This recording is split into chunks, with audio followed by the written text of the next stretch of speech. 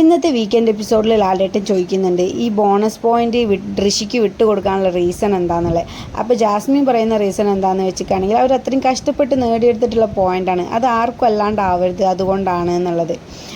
പിന്നെ ഋഷി പറഞ്ഞൊരു സ്റ്റേറ്റ്മെൻറ്റും പറയുന്നുണ്ട്, ഇങ്ങനെ ഓസിക്ക് തരൂല എന്നുള്ളത്. അപ്പോൾ അത് അർജുനും ജാസ്മിനും ആ പോയിന്റ് പറയുന്നുണ്ട് കേട്ടോ.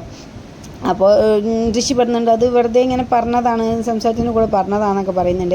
അപ്പോൾ പിന്നെ അൻസിബ പറയുന്ന കാരണം എന്താ വെച്ചാൽ ജാസ്മിൻ വിട്ടുകൊടുക്കാനുള്ള കാരണം എന്താണ്, പുറത്തതൊരു സിമ്പതി ആയിട്ട് മാറിയിട്ട്, അതായത് വിട്ടുകൊടുക്കൽ ഒരു ജയമാണല്ലോ, അപ്പോൾ അത് പുറത്തൊരു സിമ്പതി ആയിട്ട് മാറി ജാസ്മിന് വോട്ട് കിട്ടാൻ വേണ്ടിയിട്ടാണ് എന്നാണ് അൻസിബ പറയുന്നത്.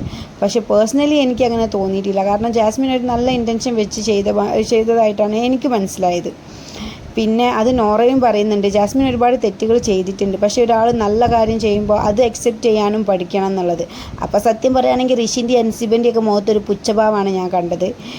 എന്തായാലും ഇപ്പോഴത്തെ ഗെയിം വെച്ചിട്ട് അത്യാവശ്യം നന്നായിട്ട് തന്നെ ജാസ്മിൻ ഗെയിം കളിക്കുന്നുണ്ട്. അപ്പോൾ ഇപ്പോഴത്തെ ഒരു ഗെയിമിൻ്റെ പോക്ക് വെച്ചിട്ട് എനിക്ക് ജാസ്മിൻ എന്തുകൊണ്ടും ഫൈനൽ 5 എത്താൻ ഡിസേർവിങ് ആണെന്നാണ് എനിക്ക് മനസ്സിലായത്. പിന്നെ നോറ പറഞ്ഞതുപോലെ തന്നെ ഒരാൾക്ക് തെറ്റ് പറ്റിയേ കരുതിയിട്ട് ആൾ ചെയ്യുന്നത് മൊത്തം തെറ്റാണെന്നൊന്നും